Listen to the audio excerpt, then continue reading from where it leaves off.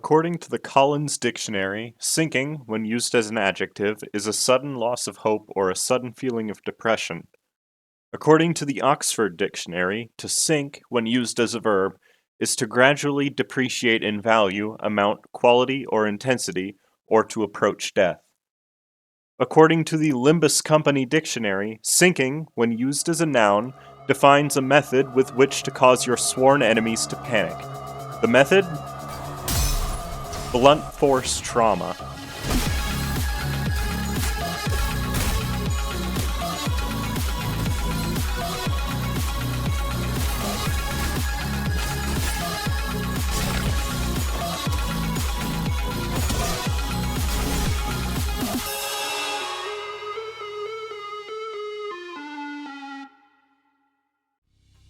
Sinking as a status effect is very similar to Rupture.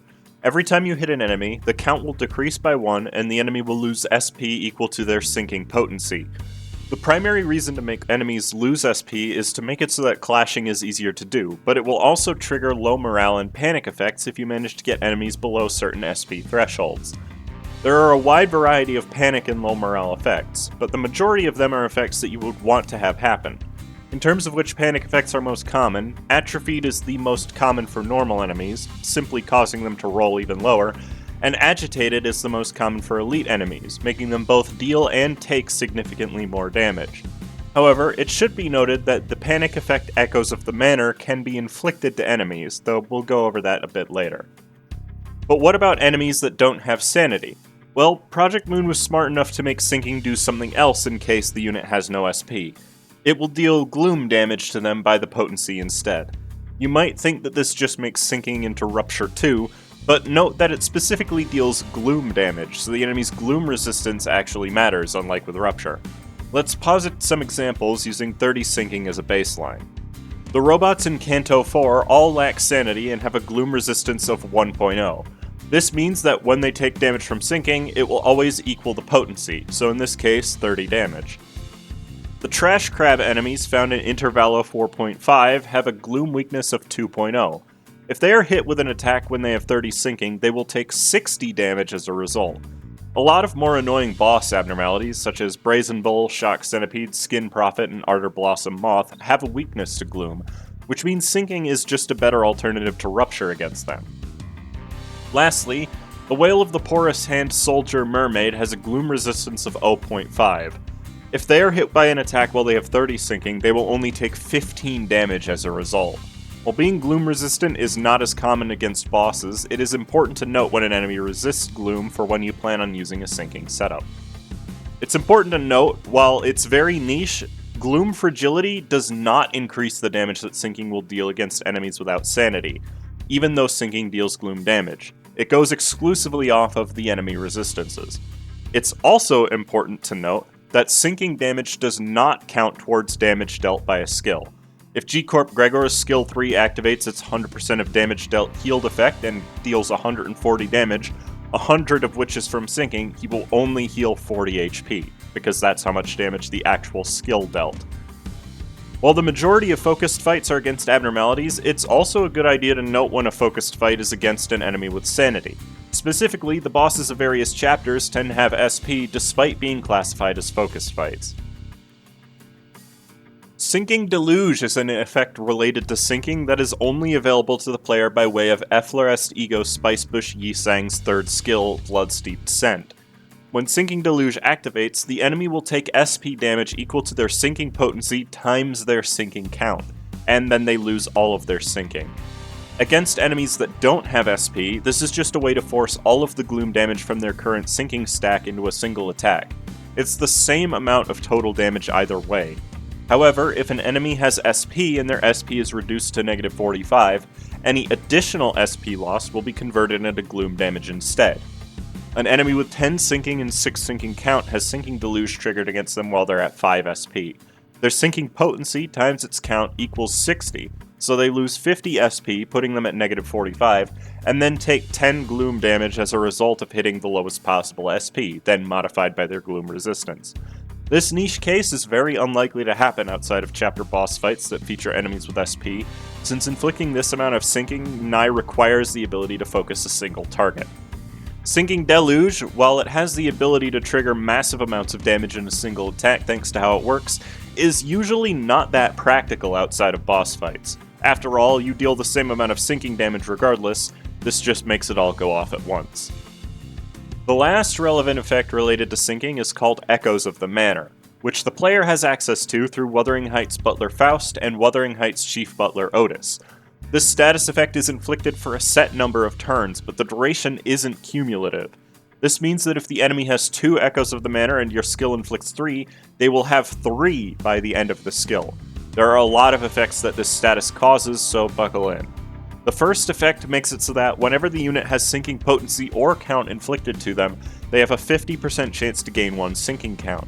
Count is actually pretty rare to encounter in large numbers, so this additional infliction can make several skills that would otherwise be a net negative for your sinking count turn into a net neutral or even a net positive. If an enemy with Echoes of the Manor has SP, their panic type changes to Echoes of the Manor, which weakens their clashing power but slightly increases their overall damage dealt. It's like a mixture of atrophied and agitated.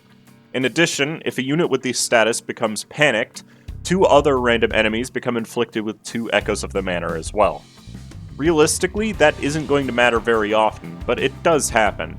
Certain important enemies are unable to have their panic type changed, so keep that in mind if you plan to make use of Echoes of the Manor to potentially get rid of some more annoying panic types such as Impurity. If an enemy doesn't have SP, this status effect reduces their chance of landing heads by 10% instead of changing their panic type. This is the only effect in the game that can reduce the head's chance of enemies who don't have SP, which makes it incredibly useful for some of the more frustrating abnormality boss fights. When building a team around sinking, the most important sin affinities overall are Gloom, Envy, and Sloth. Gloom specifically is going to need a lot of resources, as the majority of Sinking ID passives function off of Gloom, and every single E.G.O that has anything sinking related on it needs Gloom except for the Holidays and Ryoshu's Soda. Don't worry, those 2 aren't really needed for sinking setups anyways, which is good because they all have limited availability. The 2 biggest things to fuel outside of your passives are Yi-Sang's Bygone Days and Rodian's Rhyme Shank. Rhyme Shank specifically is the single largest enabler to sinking teams in the entire game, and can basically turn any team into a sinking team just by using it once. The Awakened version is a 3-target AoE that inflicts 5 sinking and 5 sinking count to all enemies it hits. The Corroded Overclocked version inflicts 10 sinking and 8 sinking count to all targets. There are actually not that many skills in the game that are positive for sinking count in general, so this option by itself would qualify Rodian as the single most important unit for a sinking team, even if she didn't have a fantastic ID for sinking available. In addition to that, Rhymeshank's passive also allows Rodian to inflict up to 3 bind and attack power down to every target each turn, provided that she hits them when they have 5 or more sinking, which Rhymeshank fulfills immediately. Rhymeshank's biggest weakness is being very expensive for a Teth E.G.O, costing a whopping 5 Gloom and 3 Envy, which is why those 2 affinities are so important. Even though the Corroded variant is so good at applying and maintaining your sinking, you probably won't get to use it more than once per battle during the story, and usually near the end of that battle. Thankfully, the Awakening is also very solid, and your other skills can make up for the sinking count that you lose. Yi-Sang's Bygone Days, on the other hand, is mostly useful as a means to maintain your speed control. It's also a 3-target AoE, however unlike Rhymeshank doesn't inflict any sinking count, just randomly applying potency among the targets based on your Gloom resonance. For 3 Gloom and 3 Sloth, it's perhaps a bit expensive for a Zayan, but way easier to fuel than Rhymeshank. On top of this, any enemies with 6 or more sinking potency will be inflicted with 2 bind next turn. The passive also increases Yi-Sang's clash power by 2 if the enemy has 6 or more sinking, making it quite nice for aiding in clashes if you run a full sinking team. The Corrosion is important in this case, gaining up to 2 attack weight depending on your Gloom resonance, and will always inflict 2 sinking and 2 bind to every enemy who is damaged, with 2 additional bind if they have 6 or more sinking. Gloom resonance is very easy to achieve in a sinking team, and it may as well be not a conditional at all under most circumstances as a result. Just make sure to activate it if you do overclock this E.G.O for the most value. There are other E.G.O that have sinking in their effects that usually aren't as important. Don Quixote's Fluid Sac deals 25 flat SP damage directly, as well as inflicting 2 sinking and dealing a large amount of damage. The corroded version of Ryoshu's Soda, while expensive, inflicts 6 sinking to all of its 2 targets, and grants all allies haste and E.G.O resource amp for the turn that help you build your resources back up. Gregor's Bygone Days has a passive that gives additional E.G.O resources on killing enemies who have sinking, and is also a group SP heal E.G.O, which is always useful in a team. And both Holiday E.G.O allow you to inflict additional sinking somewhat at random, but they don't eat into your main resources very much, so you might consider them worth bringing. Plus, Otis's Holiday is also an SP Restore E.G.O. Another big draw to sinking teams is that they fuel 2 of the best E.G.O in the game very easily. Ishmael's Blind Obsession is a fantastic SP Restore E.G.O that also gives Pierce power up and damage up to allies next turn. It also synergizes very well with one of Ishmael's best IDs in a sinking team. Faust's Fluid Sac is the other one, and provides very strong HP and SP recovery to the entire party. I mean, at this point, we all know that Fluid Sac is the best E.G.O in the game. If you bring Faust, you're going to want this E.G.O for the support it gives. When it comes to building a sinking team, the IDs you'll want to bring for maximum efficiency isn't really that tough to figure out. At the core of the team will always remain the same, and I'm not going to lie to you, the sinking team core is expensive when it comes to the resources to level them up. It isn't a very beginner-friendly team as a result, as the majority of IDs are of the 3-star rarity. The single strongest ID when it comes to sinking count application is Molar Boatworks Ishmael. Her 3rd skill, Risky Judgment, inflicts an effective 7 sinking with 3 count, and that's after it consumes 2 of the count with its 2nd and 3rd hits, making it the most count-positive sinking skill in the entire game. Not only that, but once you own 3 Pride resources, all of her skills are effectively sinking neutral, and her skill 1 becomes sinking positive no matter what. This is because she inflicts 1 sinking count whenever she attacks a unit with Tremor. You don't even need a dedicated Tremor unit on your team, since her 2nd skill, Explosive Blast, can inflict 3 Tremor count on its own, which means any target will be under the effect of her passive after they're hit by it. Her self-Tremor mechanic also improves the coin power of her 2nd and 3rd skill, and she can spend Tremor to make her 3rd skill inflict Fragile, which is always a valuable status regardless of your team.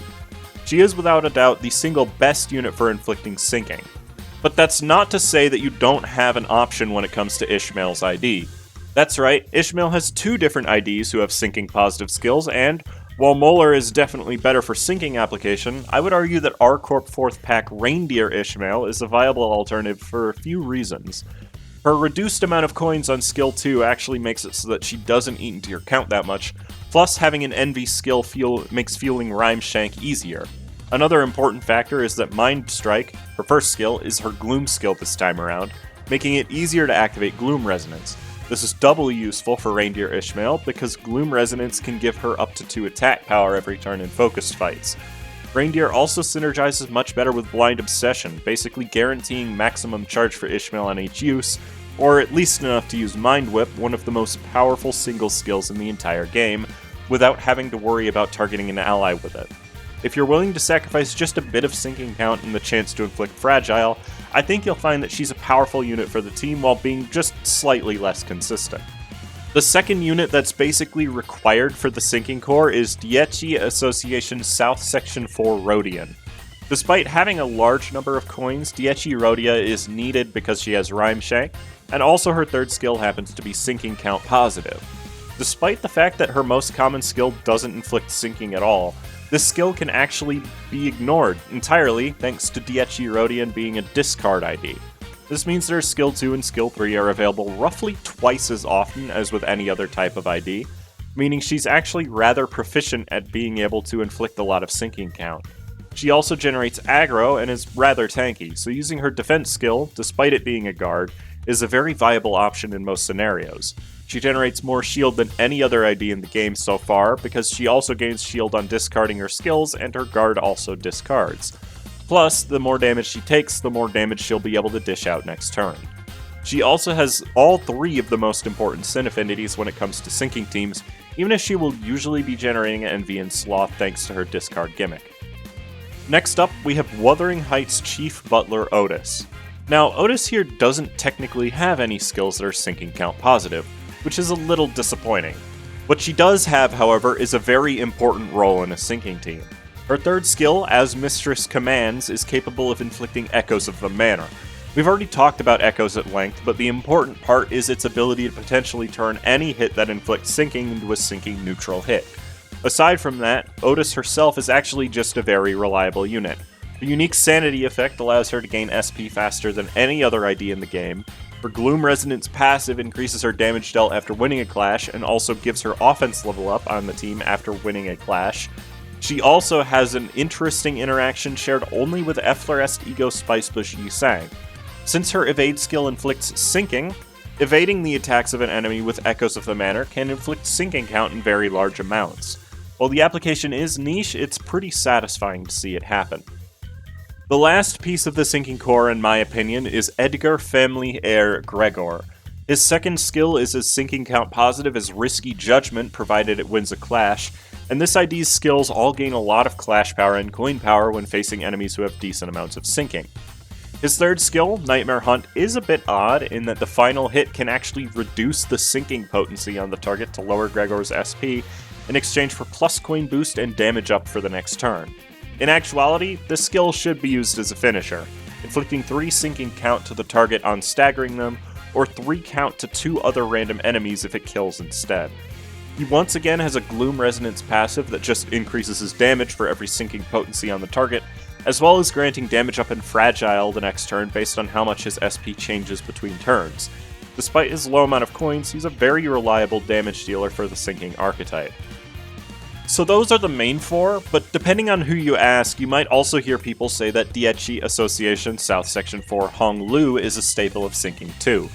He's certainly a very reliable member of the sinking team thanks to his discard gimmick and having both a skill 1 and skill 3 that are either count positive or neutral. The thing is, Dietchi Hong Lu is incredibly good, provided you can manage to discard his third skill as soon as possible. After that point, however, you are reliant on getting the best skills for your team every turn, and while keeping an evade skill slotted at all times means his insight never drops below 3, it also means you are at the whim of RNG. Having to use his base E.G.O to activate your Gloom Resonance isn't something that feels great in most cases, at least in my opinion. Whether or not he's 100% needed for sinking is up to you, but he'll never be a bad addition to the team. There are a lot of options outside those I've listed prior that could fill in the remaining 1 or 2 team slots. The immediate standout is Efflorest E.G.O Spicebush Yi-Sang because he's the only unit available to the player with access to Sinking Deluge on his skill 3. He also shares that cool interaction with Wuthering Heights Otis, where his evade can inflict more sinking count when evading enemies with Echoes of the Manor. The other positives include being the only unit who primarily inflicts next turn sinking, and having a powerful AoE skill too that allows for big damage. The only major downside is that he lacks a Gloom skill, which would make triggering Gloom Resonance just a bit more difficult. Dietchi Association South Section 4 Yi-Sang is another tank ID along the lines of Dietchi Rodion, and also inflicts sinking against attackers thanks to his passive. He's a very reliable tank, though his sinking application is a bit light and he shares the lack of a Gloom skill with Spicebush, though I think he could work if you like more survivability in your teams. If you're looking for a rather good budget sinking unit, I would actually recommend LCB Sinner Yi-Sang if you can get him to Uptie 4. He has the perfect set of affinities for a sinking team, and since all of his skills inflict sinking, he can even work surprisingly well if you can inflict Echoes of the Manor. Not only that, but his third skill can inflict Fragile, even if it's only 1, to enemies who have under 0 SP, which is always a valuable bonus. He can even give damage up to his allies thanks to his passive. Don't expect him to perform as well as your 3-star units, but he can certainly hold his own. Wuthering Heights Butler Faust is the only unit other than Otis who can inflict Echoes of the Manor. I don't really think you need 2 units with Echoes in most scenarios, however, you might want more consistency for that status effect. While Faust herself doesn't have great sin affinities for sinking, aside from having Gloom, she does have 2 skills that can potentially be sinking count positive, being her skills 2 and 3. Plus, once her passive is working, she can inflict sinking potency just for winning a clash. She's a genuinely great unit overall, and it's not just because she has Fluid Sac. That's actually all for the IDs I'd recommend, but there are a few others that have sinking on them, which I'll go over quickly right now.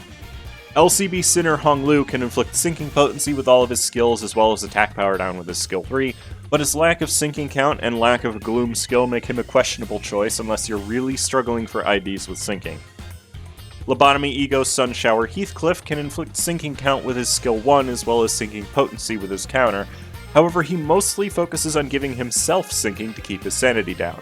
This does have a bit of synergy with Blind Obsession, Ishmael's passive, inflicting Sinking onto allies. However, his lack of ability to consistently inflict Sinking means you probably don't want to run him for that purpose. Plus, he's just a really hard ID to use effectively.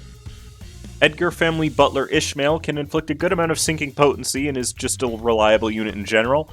Unfortunately, none of her skills are count positive, meaning you probably would rather use a different Ishmael for this slot anyways. Her support passive would also be great for a Sinking team if you weren't already heavily incentivized to bring one of the other Sinking Ishmaels in her place. Los Mariachis' Jefe Sinclair has the perfect sin affinities for Sinking teams. Unfortunately, he just kinda sucks otherwise. His skills are terrible for clashing, even after fulfilling their conditionals, and he has no count positive skills. He's more likely to be useful for his support passive to give an ally a small damage bonus. G-Corp head manager Otis provides a lot of support to allies in the form of haste and attack power-up, plus she gains bonuses to her skills based on enemy sinking. However, she can only inflict Sinking Potency and only with her skill 3 to boot, though her lone coin skills mean she doesn't eat into your count too hard. I could see her working, but you're probably better off using Butler Otis instead. Lastly, the recently released Ring Pointillist students Yi-Sang and Otis, while they can inflict Sinking at random with their skills, they probably aren't going to be used in a dedicated Sinking team as a result of their randomness. Though I will say, Yi-Sang is insanely good even if he isn't playing to the status effect, and I won't discount using him entirely.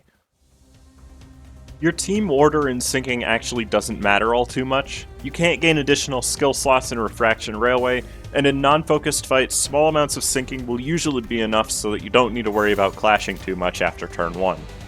In focused fights, if you're deciding to leave a team member behind in order to give one of your units multiple skill slots, I recommend that the unit that gains an additional skill slot be one that is at least Sinking neutral on average. Dietchi Honglu is a very good option for this since he is not only powerful but has 2 skills that are at least Sinking count neutral overall. Wuthering Heights Butler Otis is also a good choice as it would allow you to more consistently inflict Echoes of the Manor and make keeping your Sinking count up for longer periods of time. Lastly, either Reindeer or Molar Ishmael would both be good options, since they both would like to generate either Charge or Tremor on themselves more quickly to activate their own effects, and Molar Ishmael specifically becomes significantly better at inflicting massive amounts of Sinking with just one more skill slot. Sinking teams excel in fights against strong solo enemies who have SP, or against boss abnormalities who happen to be weak to Gloom. Either way, your best course of action is to use an overclocked Rhyme Shank with Rodion as soon as possible. On top of dealing high damage, this gives you a major jump start on your Sinking infliction and also allows Rodion to inflict as much bind and attack power down as possible for the remainder of the fight. Also, on your first turn, try to inflict as much Sinking count as possible to keep it going for as long as you can. If you're running Molar Ishmael, turn 1 is a great turn to use Risky Judgment. It's also a great turn to inflict Echoes of the Manor if you can. However, it is not a great turn to cause Sinking Deluge. If you like to run Spicebush Yi-Sang, then try not to use Sinking Deluge unless you know it will defeat the enemy. This can actually save an entire turn or two against some of the more annoying bosses, but you have to remember that it deals the same amount of damage as the full stack of Sinking would normally do, just in a single blow. After triggering Sinking Deluge, the enemy will be left with 0 Sinking, and depending on your skill lineup, it might be tricky to get it going again. Using E.G.O against bosses is pretty simple. It's mostly just using Yi-Sang's Bygone Days against a multi-part boss to inflict maximum damage. Rhymeshank can actually do the same, though it's a little more expensive. In non-boss fights, using the overclocked version of High Gloom Resonance to hit as many enemies as possible is usually the play. That's the general overview of the strategy when it comes to Sinking teams. There isn't a lot to it other than trying to keep your Sinking count up as much as possible to maximize its effect. However, there's one thing in guide videos that I feel is often overlooked, and that's how Sinking performs in the Mirror Dungeon. Sinking gifts in the Mirror Dungeon typically fall into 3 categories: inflicting more Sinking, increasing damage to enemies with Sinking or low SP, increasing the likelihood to win clashes, and gifts to make Sunshower Heathcliff usable. The starting set of gifts for the Sinking category includes Red Order, Melted Spring, and Grandeur. Grandeur should always be taken for a Sinking team because it just helps a lot when it comes to inflicting more Sinking potency and count, especially once it's upgraded. Red Order and Melting Spring both fall under the category of making clashes easier to win.